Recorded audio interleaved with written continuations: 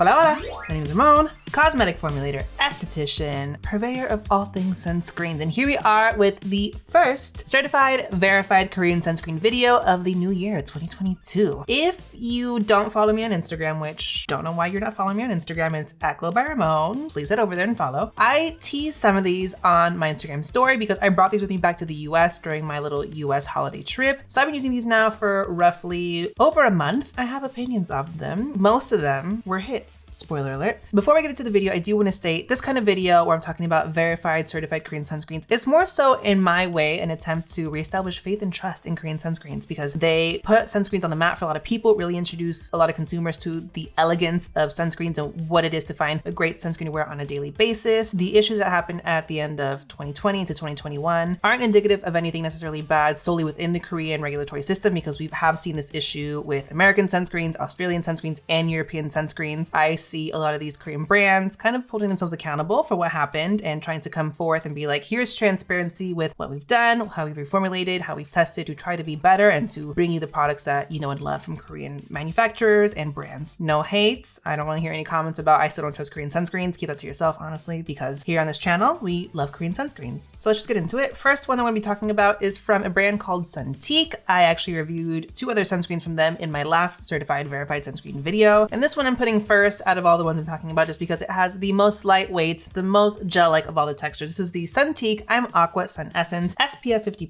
Pt.4+. This was tested by a company called Elyad with an SPF of 64.3 and a UVA PF of 20.90, indicating above PA4+. So you're definitely getting what's advertised. They market this as being an essence-like sun cream enriched with 70% moisture that delivers cooling effect during summer. Didn't wear this during the summer, wore this during the winter. And it has a semi-matte finish that doesn't become sticky from the heat. Formulation points on this: UV filters. You have Uvinol T150, titanium dioxide, Uvinol A+, and Tinosorb S. This does have alcohol, it does have fragrance, and it does have essential oils. What it doesn't have though is niacinamide, for those of you who are sensitive to that specifically. But it does also feature rosemary leaf oil, which is actually something I'm seeing a little bit more often in Korean sunscreens. It is a fragrant component, but it also potentially can lend some antioxidant benefits as well as some antibacterial benefits, but realistically I think that just kind of attributes more of a scent to this. And then you also have centella, some really soothing, some barrier repairing, some nice moisturizing benefits from that. Tocopherol, vitamin E, really nice antioxidant benefits. We like to see that in a sunscreen. Tranexamic acid, again, another ingredient that's becoming more popular here in the US, and I'm seeing it sprinkled here and there in Korean skincare, specifically a really good ingredient for hyperpigmentation, dark spots, that kind of stuff. And then licorice extract, also a really good ingredient for hyperpigmentation. My experience overall with this was actually a banger. This is a true gel texture in my opinion. It just melds into the skin. If I could compare it to anything, this reminds me a little bit of the Biore Watery Essence, very famous Biore chemical sunscreen, but also a little bit of the new Purito sunscreen, but only in that it kind of gives me the same vibes. It's like the new Purito, but actually for oily skin. It kind of has some of that radiance and dew, but it's a much less emollient, less wet looking texture on the skin. It's a little bit more elegant for oily skin, but like the Biore, there is a glow to it, but it is very lightweight, melds in and sets down very, very quickly. It's also very characteristically alcohol-y. If I could compare this to anything, it smells very faintly of like men's Gillette deodorant, but in like a really nice way. I don't know where it gets a semi-matte claim from. It's nothing close to matte for me, but again, it's not greasy. It just has this really nice glow that is oily skin compatible, and it is lightly moisturizing, although if you have dry skin, I would definitely rely on a moisturizer underneath this. Boyfriend opinion, this was shiny. It did have a glow on him, but he liked the way it felt. And again, just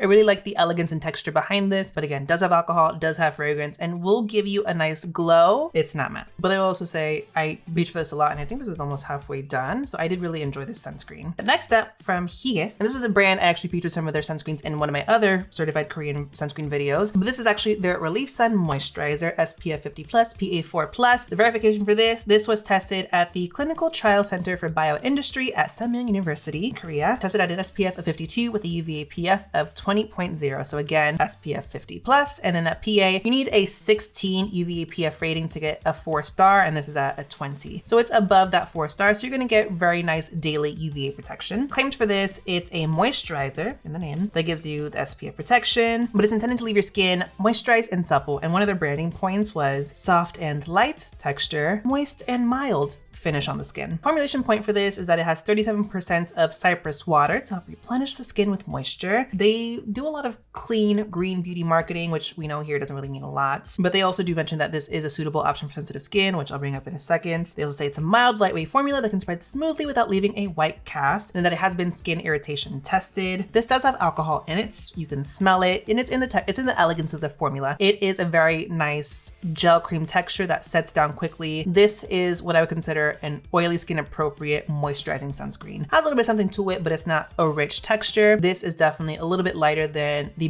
Beauty of Gel Sun sunscreen, which I really do enjoy, but that one to me is more of a leaning towards the cream side of gel cream. This is more leaning to the gel side of gel cream, but no fragrance or essential oils in this, so that is worth noting. Other formulation points to this is that it does have niacinamide, has centella as well, has tocopherol as well, has adenosine, which we love to see for barrier, moisturizing, and it has prickly pear extract and bisabolol, which both of those contribute some soothing benefits. The prickly pear is also a really nice humectant. Anything cactusy related, prickly pear is a cactus, I like to see in a product just for like the nice moisturizing humectant benefits to it. And then UV filters in this, it has Uvinol T150, Mexarol XS, Uvinol A+, Polysilicone 15, and Tenosorb S. So you're getting the Tenosorb S, covers the full spectrum, and then little bumps here and there throughout the spectrum with those other filters. Something I will note is that I found 2 variations of this formulation list for some reason. And for example, Yes Style had one form, and Style Korean, where I got this from, had a different formulation list. And even within the brand's own website, the Korean list was different than the English list. Therefore, I went with the Korean version of the formulation list because it made more sense to me with some of the marketing and some of the other stuff, and that was the one I saw most consistently. But as I mentioned, it's a moisturizing gel texture. To me, the finish of this is more natural. You have a subtle glow, but it's nothing like what the Suntique one is. I just think it is lightly moisturizing on the skin. I wore this again in the dead of winter. I was piling humectants and toners and moisturizers underneath this, and this sat beautifully on top, no texture issues. This one, the Suntique, and the one I'm going to mention next, all wore beautifully under makeup. So it's just a matter of preference and price point, really, what you can get on sale and whatnot, what brand you prefer to use. I know Hygge is kind of like a cult classic brand, and this definitely stands with the Real Sun and the Vegan Sun, especially the Vegan Sun. They're very similar from Hygge, and I really, really enjoy the Vegan Sun. So I definitely like this one. The alcohol, again, it's in there. You can tell it's in there if you have an issue with that, but what's interesting is that they say it's sensitive skin tested, and I mean, I had no issues with it, but I also do like alcohol in my formulation. So, but overall, again, just a really nice, beautiful gel sunscreen, and definitely does stand its own ground, even next to the other Hygge sunscreens I really did enjoy. The third sunscreen for today's video is from a brand called I don't know if it's Ceuracle or Ceuracle or whatever. If you want to correct my pronunciation, do so down in the comments. I have seen of this brand. I don't think I've ever used anything from the brand before, so I was really happy to see this. This is their Cica Regen Vegan Sun, so vegan sunscreen, because I know some people definitely ask me for vegan skincare options. SPF 50+,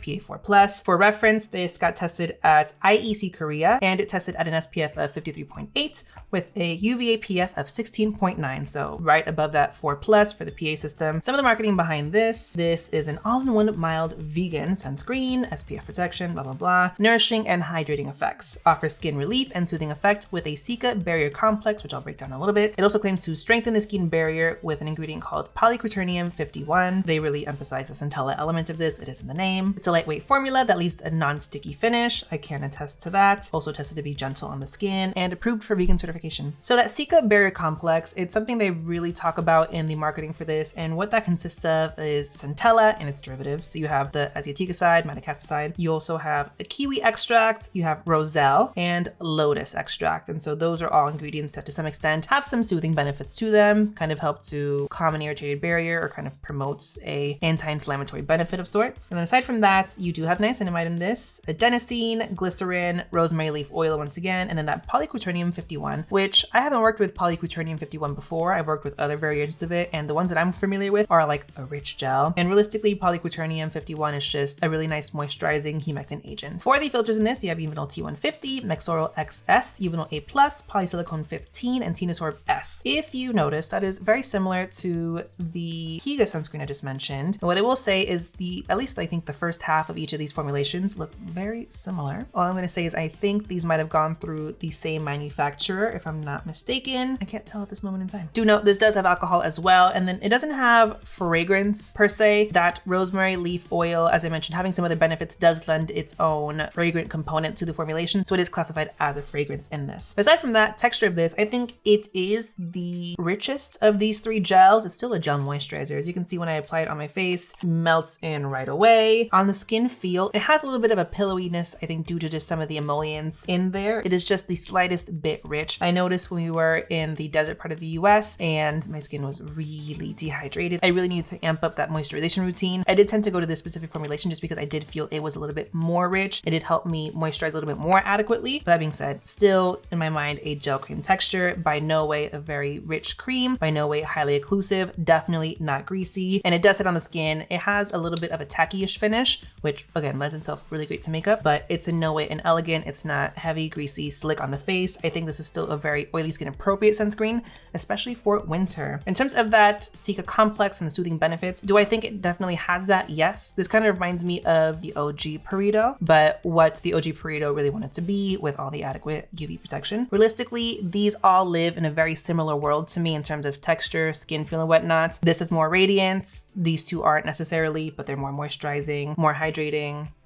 And the last sunscreen, this is the mineral option. This is from Isntree. This is their all natural sun cream. I got a lot of requests for this sunscreen, mainly because their other Isntree, the chemical one, the watery sun gel, amazing sunscreen, super great texture, very hydrating, a radiant finish nonetheless, but it was just a really elegant experience, really fundamentally great sunscreen. I think it was one of my favorites for 2021. And everyone was like, well, they have another mineral option. Please try it out. You're probably gonna love it.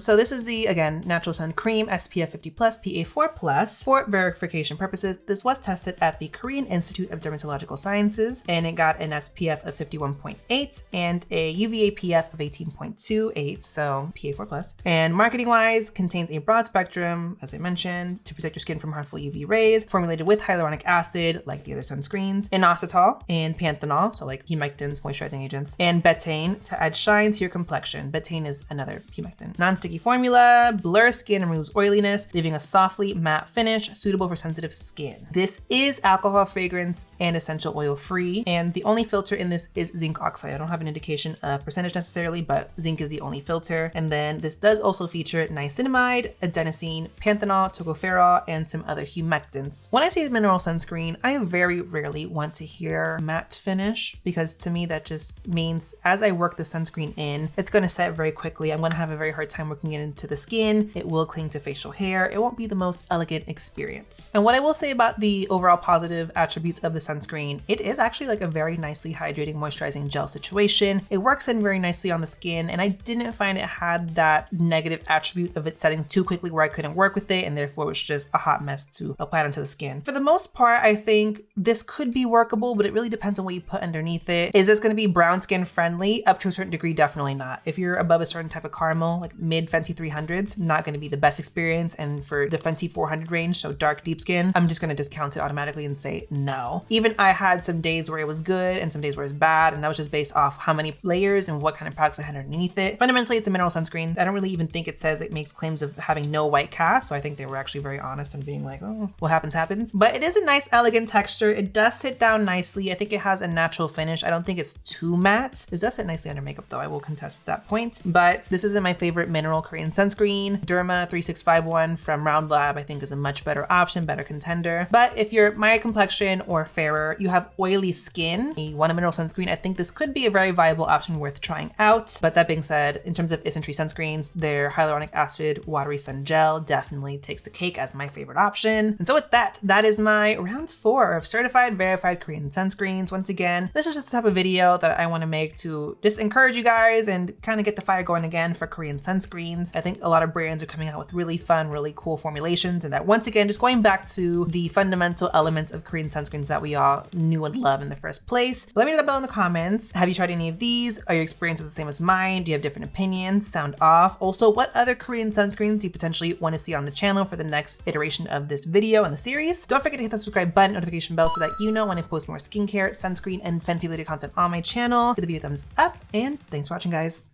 Bye.